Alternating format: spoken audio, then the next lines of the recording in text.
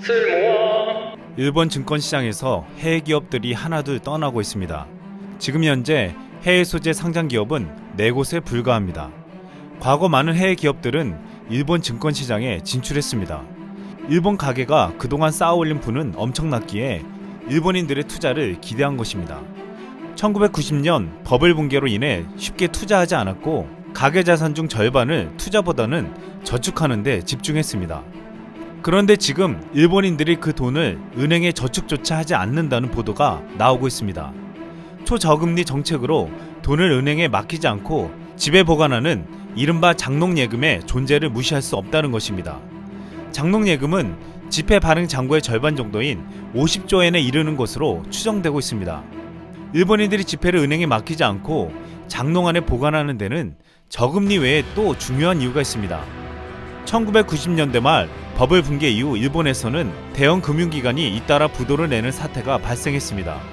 그 후로 일본인들은 은행을 믿을 수 없다며 현금을 집에 보관하기 시작했습니다.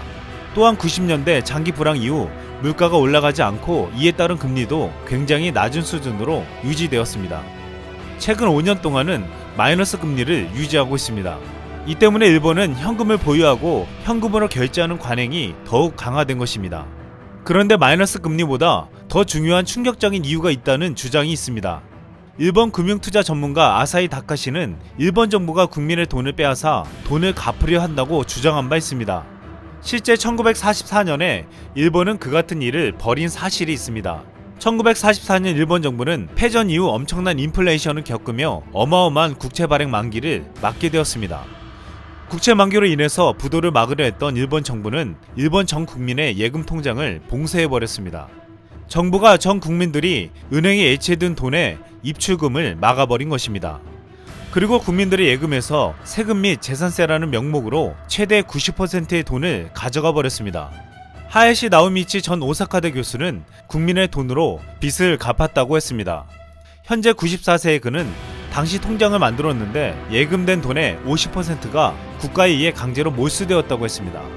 일본의 노인들은 아직도 당시에 일본 정부가 저지른 만행을 기억하고 있습니다.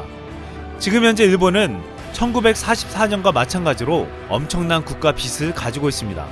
일본의 국가 부채는 지난해 말 기준 1경 2천조에 달하며 GDP 대비 국가 채무 비율이 238%로 전 세계 1위입니다.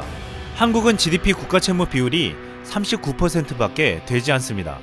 지금 일본은 1944년 국민들의 돈을 갈취했을 당시와 같이 국가 부채가 엄청나고 당시를 기억하고 있는 일본 노인 인구의 비율은 점점 늘어나고 있습니다. 이 때문에 전 세계에서 현금이 사라져도 일본에서는 사라지기 힘들 거란 말까지 나오고 있습니다. 최근 일본은 2020년 도쿄올림픽 관광객을 위한 모바일 결제 시스템을 도입하고 야후와 소프트뱅크는 합작 회사를 만들어 간편 결제 시스템 확산에 나섰습니다. 경제산업성은 시기를 명시하지 않은 채 장차 캐시리스 비율을 80%까지 높인다는 목표를 내걸고 있습니다. 하지만 현재 일본 사회 분위기로 봐서는 이것이 쉽게 되지 않을 것 같습니다. 최근 일본은 빈집을 터는 빈집털이가 많아지고 있습니다. 정부와 은행을 불신하는 일본인들이 집안에 엄청난 현금을 보유하고 있기 때문입니다.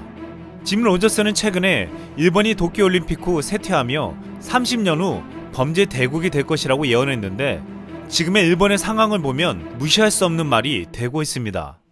이상 쓸멍이었습니다.